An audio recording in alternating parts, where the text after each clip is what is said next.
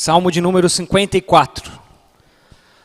Ao mestre de canto, salmo didático para instrumentos de corda, de Davi quando os ifeus vieram dizer a Saul, não está Davi homiciado entre nós?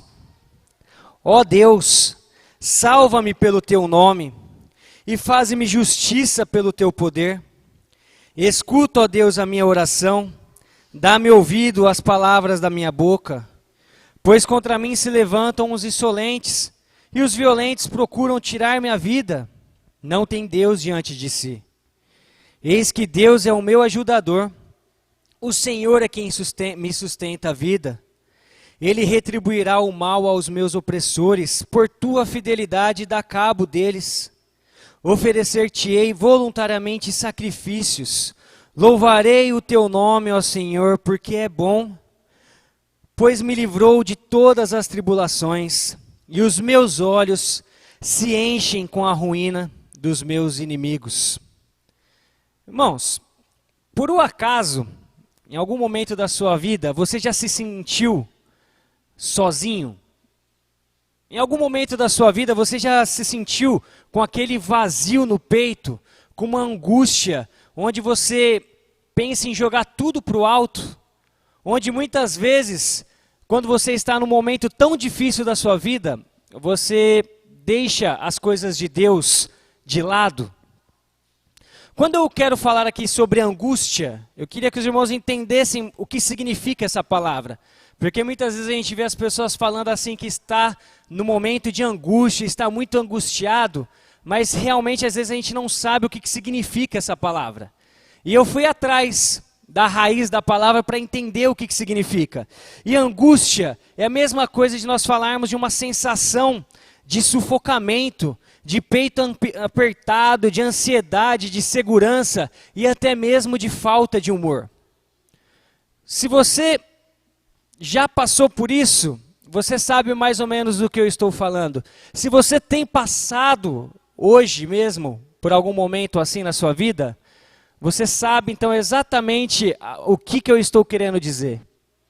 E o texto aqui hoje nos mostra um pouquinho o que nós temos que fazer em momentos que nós estivermos passando por um momento de desespero, por um momento de angústia. Por isso, o tema que nós vamos falar um pouquinho nessa noite são 3 atitudes que devemos realizar em momentos de angústia. Nós vamos estudar através desse texto, através da vida de Davi, 3 atitudes que nós, em momentos de angústias, nós precisamos realizar, se nós quisermos passar por esses momentos com êxito, passar por esses momentos com ânimo, feliz, e não com o peito apertado, com sufocamento, como se nada estivesse dando certo. E quando nós lemos aqui no texto, então, a primeira atitude que nós vemos através da vida de Davi, através do texto que ele escreve aqui, nós vemos que a primeira atitude que nós temos que ter, se nós estivermos passando por um momento de angústia, é clamar a Deus. Você reparou como que ele começa o seu salmo? Eu vou ler novamente, do versículo 1 ao versículo 3. Se atente como ele se aproxima de Deus no momento de angústia, e eu vou explicar o porquê que ele estava passando por esse momento. Mas olha como que ele diz então do versículo 1 até o versículo 3. Ó Deus, salva-me pelo teu nome e faze-me justiça pelo teu poder. Escuta, ó Deus, a minha oração, dá ouvidos às palavras da minha boca, pois contra mim se levantam os insolentes e os violentos procuram tirar-me a vida. Não tem Deus diante de si. Quando você pensa no que ele está escrevendo aqui, a gente tem que entender um pouquinho o contexto que está se passando ao escrever esse salmo. Quando nós olhamos, então, eu li o subtítulo, se vocês perceberam no começo, eu não comecei lendo do versículo 1. Eu li o comecinho, eu li onde introduz o salmo para mostrar o que estava se passando na vida de Davi. E ele estava num momento de muita angústia, de muita preocupação. Por quê? Porque olha como que traz então no título, fala assim, de Davi, quando os ifeus vieram dizer a Saul, não está Davi homiciado, ou melhor dizendo, não está Davi escondido entre nós? Davi, acaba então de livrar o povo de Keila das mãos dos filisteus. Os filisteus eram o exército mais temido da época. Eles eram os mais violentos, os mais perigosos. E Davi e todo o seu exército então livra a cidade de Keila das mãos desse povo. E quando ele está na cidade de Keila, Davi fica sabendo que ele está lá e logo vai atrás de Davi, porque ele já estava em perseguição de Davi. Ele vai atrás de Davi para matar Davi e todo o seu exército. E quando Davi então descobre o que estava para acontecer com ele, que o povo de Keila iria entregar sim Davi ao rei Saul, ele foge então para uma outra região, a região conhecida como Zif. Era uma região montanhosa, cheia de montanhas, então ele achava melhor se esconder ali. E o que ele faz então?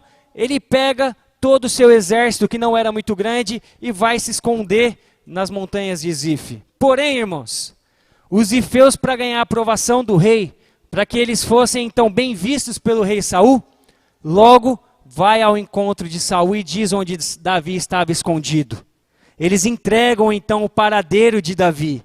E este salmo está sendo escrito neste momento, quando Davi está cercado pelo exército inimigo. Repare então o momento que Davi estava passando, a preocupação que Davi estava passando, o medo que Davi estava passando.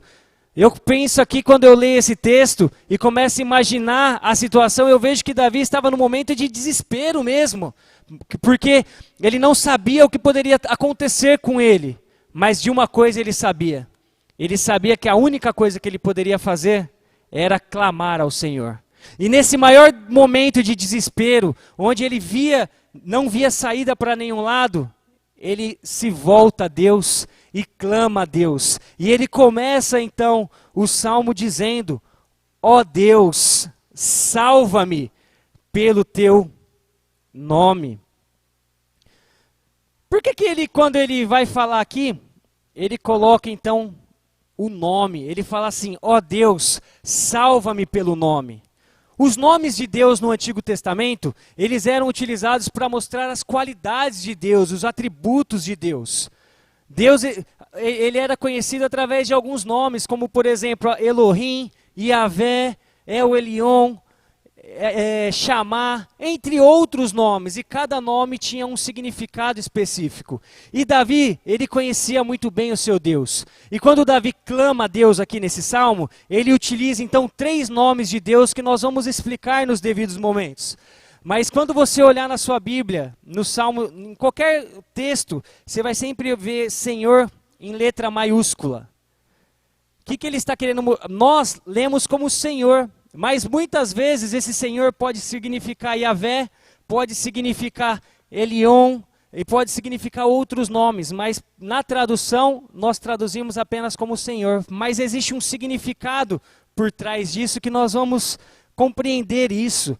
Davi, nesse momento aqui, ele está clamando ao Senhor porque ele confia realmente no seu poder. Ele reconhecia a presença do Senhor em todos os momentos na vida dele.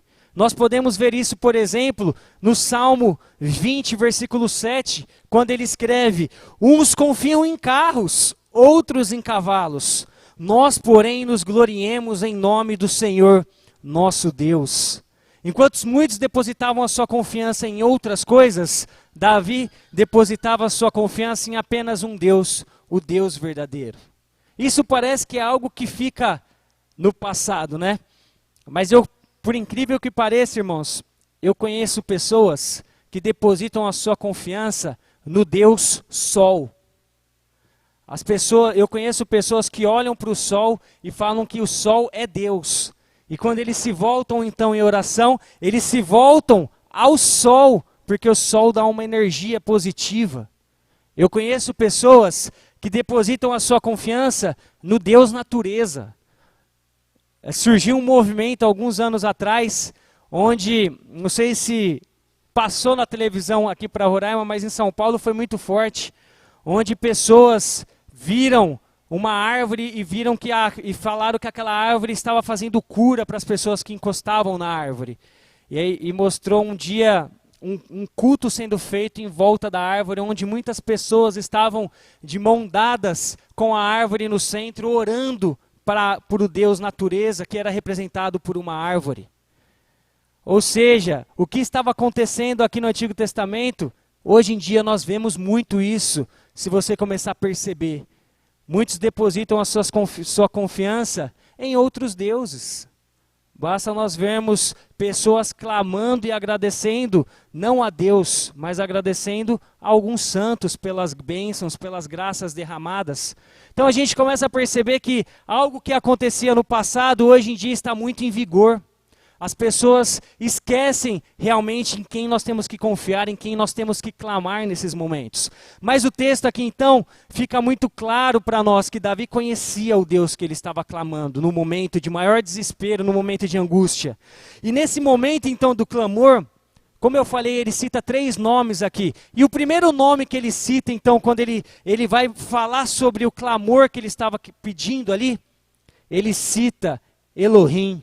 Era a mesma coisa que ele estivesse falando assim: ó Elohim, salva-me pelo teu nome. O que ele está querendo mostrar quando ele fala Elohim?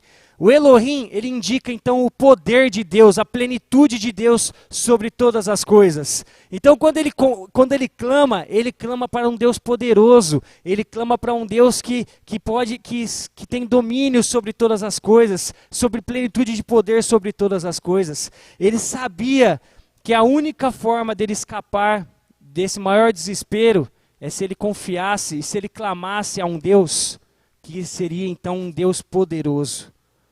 Eu não sei se você já enfrentou algum momento assim na sua vida. Eu não sei se você está passando por algum momento difícil na sua vida. Mas qual tem sido a sua atitude nesse momento? Você tem tentado lutar com as suas próprias mãos? Ou antes de mais nada você tem clamado a Deus? Você tem colocado sua angústia, os seus problemas diante de Deus, crendo realmente que você tem um Deus poderoso, um Deus que é pleno de poder e honra e glória? Como tem sido a sua vida? Porque ele continua no seu texto, então ele fala: ó Deus, salva-me pelo teu nome, escuta, Deus, a minha oração, dá ouvidos às minhas palavras. E ele continua: pois contra mim se levantam os insolentes e os violentos procuram tirar minha vida. Repare aqui então no versículo 3, que existem 2 grupos que estão atrás de Davi. Tem os insolentes e os violentos. Como que nós podemos entender isso aqui? Os insolentes são o povo de Keila, o povo de Zif, aqueles que estavam entregando Davi. E os violentos era Saul e todo o seu exército. Ele reconheceu o seu problema. E quando ele clama, ele não clama a Deus sem falar o que estava acontecendo. Ele mostra o que estava acontecendo com ele exatamente. Ele reconhece o problema e ele coloca esse problema diante de Deus. Ele não guarda para si mesmo. O que deixa a gente mais angustiado hoje em dia é quando nós estamos passando por algum problema e nós não falamos para ninguém. E quando nós estamos passando por problema, muitas vezes a gente guarda para nós mesmos. E isso vem machucando, quando nós vemos já está um problema muito grande. Clame ao Senhor, coloque todos os seus anseios diante de Deus. Porque se você começar a pensar no que estava acontecendo aqui, a inveja e a ganância fez com que Saul quisesse matar o seu principal soldado. Saul estava fora de si mesmo. Quando os homens chegam ao ponto de ignorar a Deus, eles anulam os seus conceitos morais, eles apagam a voz da consciência, eles desprezam a justiça. E você já parou para pensar no mundo que nós estamos vivendo hoje? O mundo diz que o nosso país, vamos falar exclusivamente do nosso país, fala que cada um pode seguir o Deus que quiser, a religião que quiser. Mas você já percebeu que quando você se posiciona diante a um fato, sendo um cristão, muitas vezes isso traz severas perseguições para você? Você quer alguns exemplos? Eu falei um pouquinho hoje de manhã.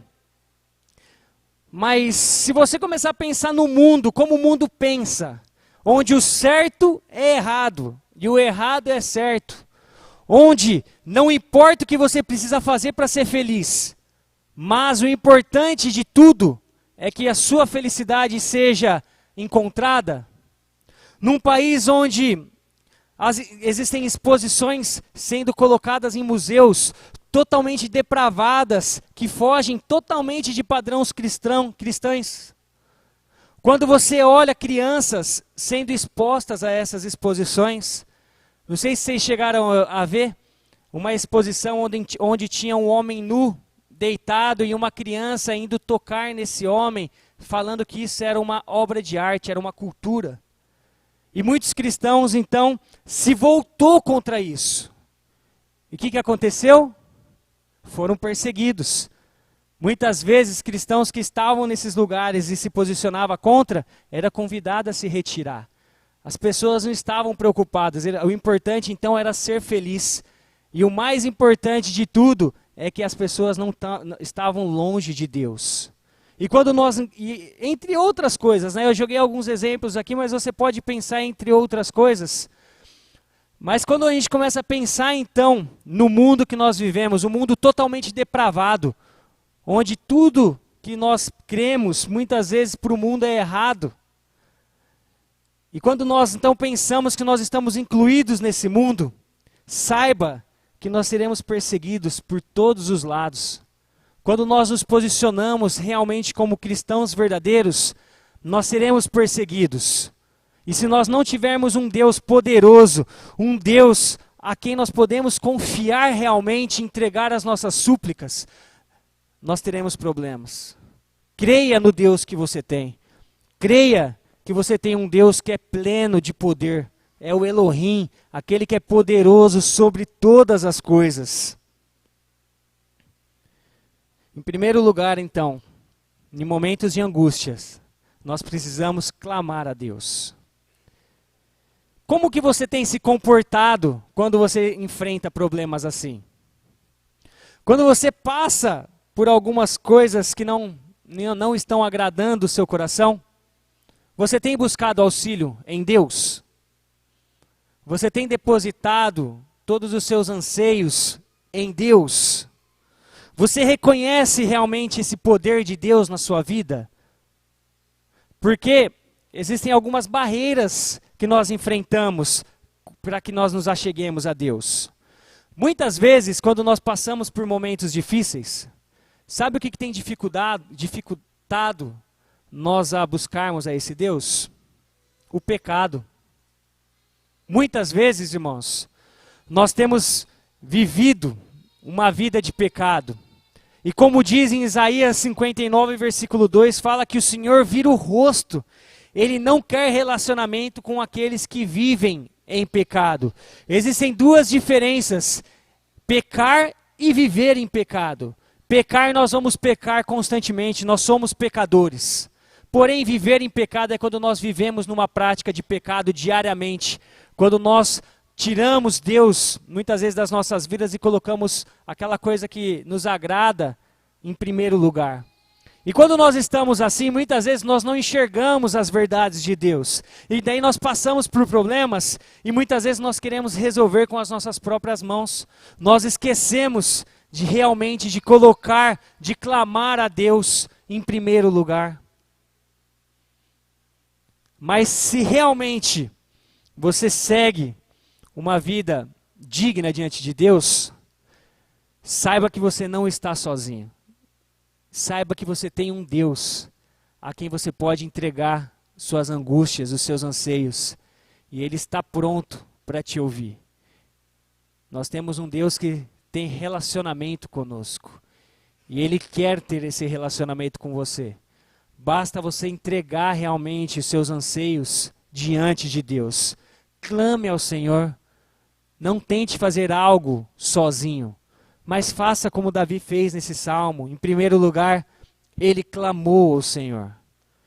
Mas ele não ficou só no clamor. Quando nós continuamos lendo o texto a partir do versículo 4, nós vemos então o que ele faz Leia comigo o versículo 4 e 5, acompanhe na sua Bíblia, diz assim: Eis que Deus é o meu ajudador, o Senhor é quem me sustenta a vida. Ele retribuirá o mal aos meus opressores, por tua fidelidade dá cabo deles. Em primeiro lugar, então, Davi, em momento de angústia, ele clama ao Senhor. Porém, em segundo lugar, Davi confia em Deus. Davi tinha uma intimidade muito grande com o Senhor. E a confiança que ele tinha em Deus, ele já demonstrou em outros episódios da vida dele. Ele tinha uma confiança muito forte no que Deus poderia fazer pela vida dele. Por isso que ele começa então, orando aqui, ele fala assim: o Senhor é o meu ajudador. É Ele que sustenta a minha vida. Quando ele fala que o Senhor, ele está se referindo ao nome Adonai. Primeiro ele cita então Elohim, mostrando Deus como todo-poderoso, o Deus que tem plenitude de poder.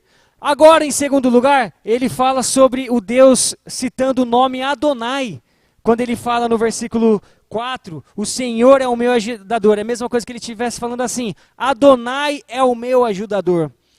Sabe o que o Adonai quer dizer? Ele revela que Deus, ele é governante sobre todas as coisas. Ele depositava confiança num Deus que era governante, que era soberano sobre todas as coisas. Ele sabia que o único que poderia ajudá-lo era um Deus que era pleno em poder e também que governava, que era soberano sobre todas as coisas. Por isso que ao confiar em Deus, ele cita então Adonai. E ele continua mostrando que ele era um servo totalmente dependente do auxílio de Deus. E esse é um ponto muito importante para as nossas vidas. Nós temos que nos colocarmos no lugar de servos diante de Deus. Nós temos que nos colocarmos num lugar de criatura diante de um Criador. E confiar que o que será feito será o melhor para as nossas vidas. Confiar realmente no Deus que nós temos crido. Repare que Davi, ele tinha uma vida de oração constante. Se você começar a olhar todos os relatos dele, você vai perceber, por exemplo, em muitos salmos de oração de Davi. Davi tinha uma vida íntima com Deus. Ele realmente conhecia o Deus que ele segue. E muitas vezes, meus irmãos, é isso que falta para nós. É a intimidade com Deus. É buscar ter momentos com Deus, confiar realmente em Deus. Muitas vezes é isso que tem faltado nas nossas vidas. E quando nós passamos por algum problema, nós não conhecemos tanto assim o Deus que nós seguimos. E se alguém perguntar para você, por exemplo, quem é Deus para você? Se você não tem tanta intimidade com Deus assim, você vai responder, sabe o quê? Que Deus é tudo para mim. Essa é a frase, o jargão maior que nós ouvimos de crentes e não crentes. Quando você pergunta para as pessoas, quem é Deus para você? A maioria das pessoas respondem, Deus é tudo para mim. Mas se você perguntar para minha esposa, o que o Rodolfo é para ela? Com toda certeza ela vai falar, meu marido é tudo para mim. Ela me ama, ela vai falar que meu marido, ele é tudo para mim. Ou seja, não tem como nós colocarmos... eu vou dar o exemplo da minha esposa, não tem como ela colocar o amor que ela sente por mim e o amor que ela sente por Deus no mesmo patamar. Por isso que quando Davi então ele clama, ele confia e ele conhece o seu Deus. Se alguém perguntasse para ele quem era Deus nesse momento, você pode ter certeza que ele poderia falar que Deus é um Deus poderoso, é o Deus criador de todas as coisas, é o Deus soberano que governa todas as coisas, que providencia todas as coisas. Está vendo a diferença? Ele conhecia realmente os atributos, as qualidades do Deus que ele seguia. E nós temos como conhecer também. Basta nós buscarmos conhecimento através da palavra de Deus. Assim você vai ser íntimo de Deus.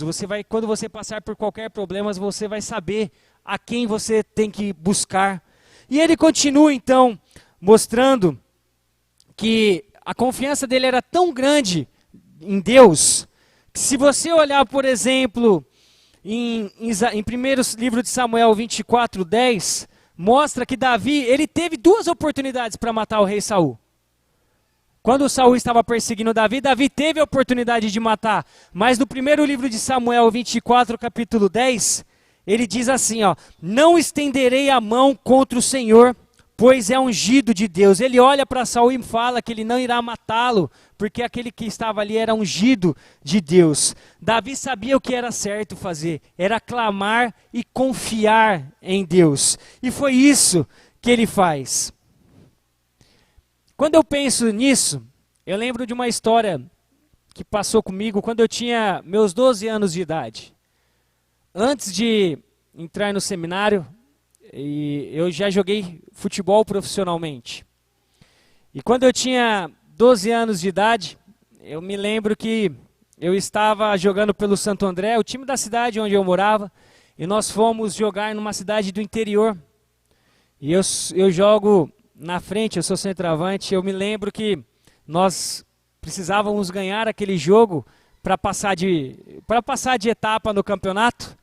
E quando estava próximo de acabar o jogo, eu recebi uma bola e fiz o gol.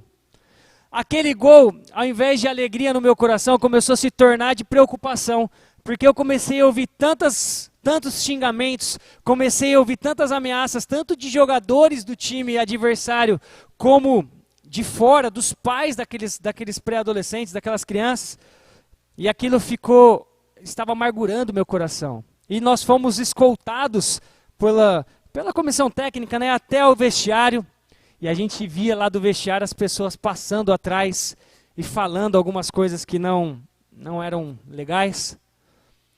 Mas eu tive uma confiança quando eu olho para aquela porta, e na primeira coisa que eu faço quando eu olho para a porta, eu vejo meu pai. Meu pai sabia o que eu estava passando naquele momento.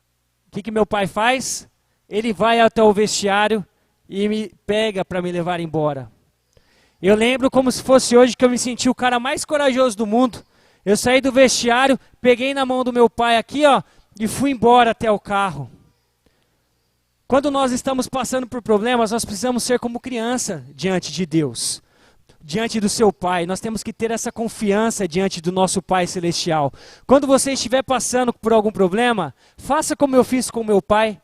Segure na mão do seu Pai Celestial, segure na mão de Deus e confie nele, que Ele é o provedor, Ele é o governador sobre todas as coisas. Ele tinha certeza, Davi, que o único que poderia libertá-lo daquela situação, então, era Deus. Por isso que ele clama a um Deus e por isso que ele confia nesse Deus. Mais uma vez eu quero te perguntar, em momentos de angústia, você tem confiado nesse Senhor? No momento de profundo desespero, você tem confiado no governo de Deus sobre sua vida? Você tem crido realmente que você tem um Deus todo-poderoso que está contigo, não importa o que acontecer? Saiba que muitas vezes Deus coloca fardos em nós para aumentar a nossa resistência, dando-nos a convicção que nós podemos suportá-las quando nós estamos em Cristo. Ele não coloca algo em você que você não pode suportar. Porém, você só vai conseguir suportar se você realmente estiver diante de Deus, clamando e confiando. Os problemas que nós passamos todos eles por permissão de Deus. Mas Ele quer que nós tenhamos relacionamento. Como diz, por exemplo, no versículo de Filipenses, capítulo 4, versículo 13, diz que tudo posso naquele que me fortalece, ou melhor, também você pode colocar, tudo suporto naquele que me fortalece. Quando nós estamos em Cristo, nós suportamos qualquer coisa. Nós suportamos qualquer momento de desespero, quando nós estamos realmente em Cristo Jesus. E essa é a segunda atitude que nós vimos, quando olhamos para esse texto, nós vemos. Primeiro, em momentos de angústia, nós precisamos clamar ao Senhor. Em segundo lugar, em momentos de angústia, nós precisamos confiar no Senhor. Mas tem a terceira atitude, que é a terceira atitude para mim a mais digna de todas, que é nós temos que agradecer a Deus em momentos assim. Olha como que ele acaba o Salmo, então, a partir do versículo 6. Ele diz assim: oferecer-te-ei voluntariamente sacrifícios. Louvarei o teu nome, ó Senhor, porque é bom, pois me livrou de todas as tribulações, e os meus olhos se enchem com a ruína dos meus inimigos. Você parou para perceber aqui que Davi ele não faz um tipo de suborno com Deus? Ele não está falando para Deus assim, ó Deus, se você me der algo, eu agradeço ao Senhor. Pelo contrário, Davi está num momento de tribulação, ele está num momento perigoso ali onde ele podia perder a sua vida. E ele está agradecendo a Deus, orando e agradecendo a Deus. Por isso que ele começa falando, oferecer-te-ei voluntariamente sacrifícios. E Davi fazia isso pela intimidade que ele tinha. E porque se você olhar na vida de Davi, você percebe que ele já tinha passado vários momentos onde ele via a mão de Deus. Como nós estudamos hoje de manhã um pouquinho sobre Davi, e a gente pode ver Davi quando ele está falando para o rei que ele poderia então lutar contra Golias, e ele mostra a sua convicção e a sua confiança em Deus, por exemplo, quando ele fala do urso e do leão que foram atacar suas ovelhas e ele conseguiu matar as duas.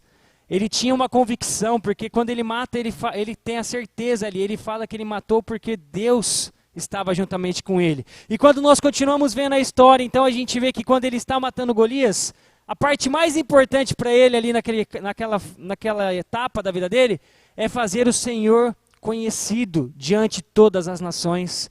E ele fala, e toda a terra saberá que existe um Deus em Israel.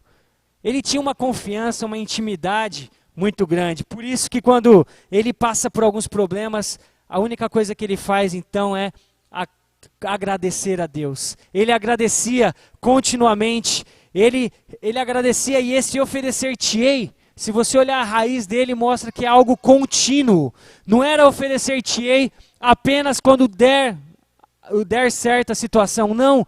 Isso era uma prática contínua da vida dele. Esse verbo expressa uma continuidade. Ele continuamente oferecia sacrifícios de louvor. Ele continuamente reconhecia quem era Deus na vida dele. Não precisava passar por nenhum problema, não precisava estar bem. Ele continuamente se voltava a Deus sabendo realmente quem era esse Deus. E quando então ele oferece esses sacrifícios de louvor, ele oferece a Yahvé. Primeiro ele clama a Elohim. Em segundo lugar, ele confia no Adonai, nos nomes, né? E em terceiro lugar, o nome que ele cita quando ele agradece, ele cita Yahvé. Sabe por quê? Porque Yahvé significa o Deus imutável, aquele Deus que é o mesmo ontem, hoje e eternamente. O Yahvé significa que era o Deus do pacto. E quando ele agradece, olhando para Deus, ele agradece salientando a segurança e a fidelidade pactual que foi colocada desde a aliança lá em Abraão. Ele sabia que Deus preserva o seu povo, que Deus está continuamente com o seu povo, e por isso então que ele agradece a esse Deus. Ao clamar, ele reconhece o poder de Deus. Ao confiar, ele reconhece no soberano governo de Deus. E ao agradecer, ele reconhece a grandeza de Deus.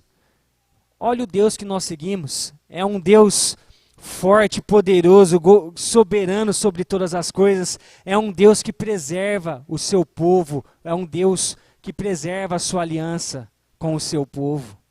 Nós temos um Deus a quem nós podemos nos achegar. E ele continua no versículo 6 falando: louvarei o teu nome, ó Senhor, porque é bom.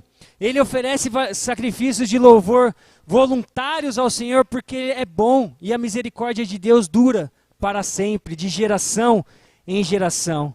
E ele fala o motivo por que ele faz isso. Ele fala, pois me livrou de todas as tribulações.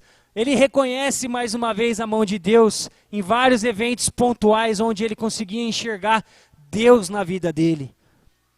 Você consegue olhar para a sua vida e enxergar a mão de Deus durante várias etapas na sua vida, onde você consegue enxergar e falar assim, nesse momento aqui, Deus esteve comigo, nesse momento aqui, Deus esteve comigo. Eu e minha esposa, nós temos uma história muito muito forte que aconteceu conosco no começo do nosso namoro. Quando nós começamos a namorar, foi diagnosticado na minha esposa um tumor no útero. E no mesmo momento onde foi diagnosticado o tumor no útero da minha esposa, a família da minha esposa, meu sogro, tinha acabado de passar por uma cirurgia, já estava em recuperação, minha sogra estava para operar também o tornozelo, e a gente viu que naquele momento nós não poderíamos trazer outras preocupações ali. E nós então nos achegamos a Deus, nós começamos então a clamar a Deus e confiar nesse Deus. E quando nós fomos fazer ela foi fazer o último exame, o médico olha para ela e fala assim, se ela cria em Deus. E ela responde com toda certeza que sim. Ele falou assim, então agradeça esse Deus, porque você não vai mais precisar fazer a cirurgia. E ele mostra, no último exame que ela faz, o caminho onde o tumor estava, e hoje não tem mais, só tinha uma cicatrizinha ali. Ou seja, a gente consegue ver num momento de angústia, antes de mais nada, a mão de Deus.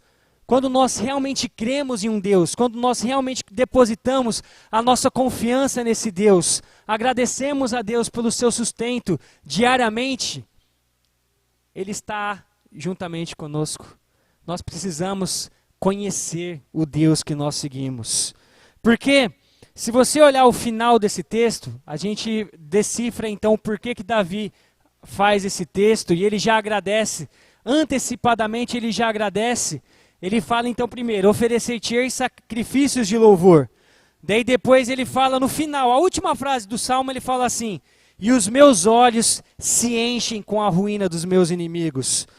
Numa tradução literal, para nós entendermos melhor o que está querendo dizer aqui, ele está querendo dizer assim, ó, e o meu olho viu os meus inimigos. Na tradução literal do texto, está falando assim, e o meu olho viu os meus inimigos. E quando nós então olhamos para o contexto mais uma vez, lembre-se que então ele estava na montanha de Zif, sendo cercado por todo o exército do rei Saul. E ele cita aqui então que o olho dele viu os seus inimigos. Imagine você sendo perseguido por alguém e você está num lado alto de um lugar. E aonde você está, você consegue ver quilômetros de distância. E você começa a ver então esse povo chegando, se aproximando perto de você e você sem saída. E ele clama, confia, agradece em Deus. E quando de repente então Saul estava próximo de atacar Davi, chega o clímax da história, chega a parte principal da história.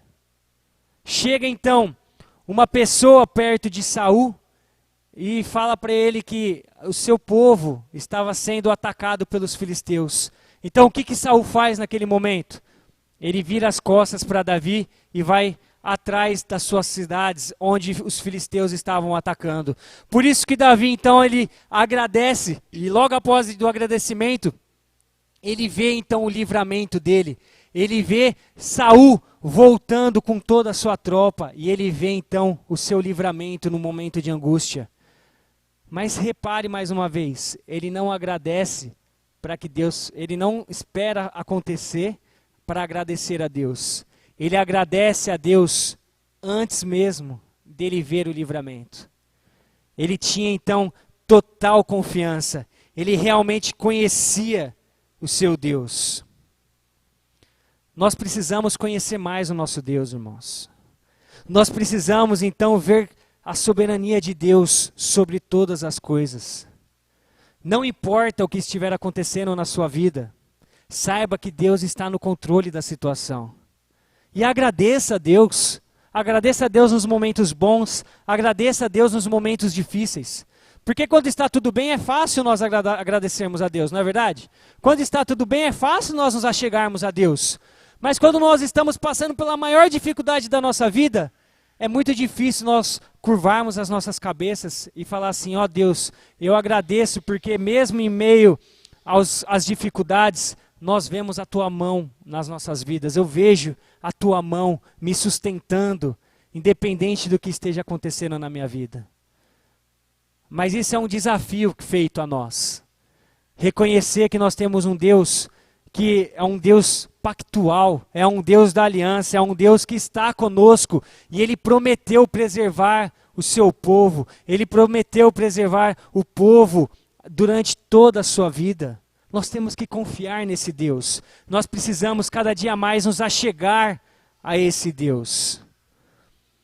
Somente a fé em Deus pode levar um homem a regozijar realmente em tempos de angústia.